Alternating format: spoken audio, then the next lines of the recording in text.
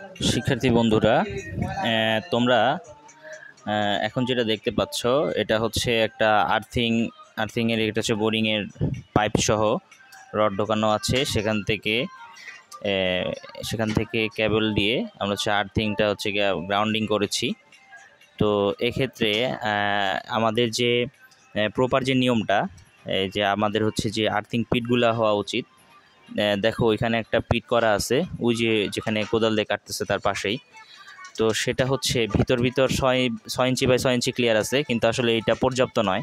এটা মেনটেনেন্স অথবা এটার মধ্যে হচ্ছে বিভিন্ন কার্যক্রম করার ক্ষেত্রে পরবর্তীতে চিন্তা করে এটার প্রপার নিয়মটা হচ্ছে এই পাইপটার সেন্টারে রেখে ভিতরে গাঁথনি করতে হবে, 2 ক্লিয়ার রেখে 2 ফিট বাই 2 ফিট ক্লিয়ার রেখে, এবং 2 ফিট বাই 2 ফিট ক্লিয়ার রেখে তারপর উপরে একটা স্ল্যাব অথবা একটা ঢাকনা দেওয়া যেতে পারে। আর হচ্ছে এই যে একটা আর্থিংয়ের বোর থেকে আরেকটা আর্থিংয়ের বোর সর্বনিম্ন 12 ফিট হওয়া উচিত, যদিও এখানে জায়গা স্বল্পতায় এটা করা হয়েছে। আর তোমরা এইটুকু আজকে শিখবে আশা করি যারা নতুন, যে একটা বোরিং পিটের কতটুকু বোরিং পিট হওয়া উচিত, সেটার দৈর্ঘ্য প্রস্থ, যে 2 ফিট বাই 2 ফিট ভিতর ক্লিয়ার থাকবে। আশা করি তোমরা এইটা ফলো করবে। ধন্যবাদ।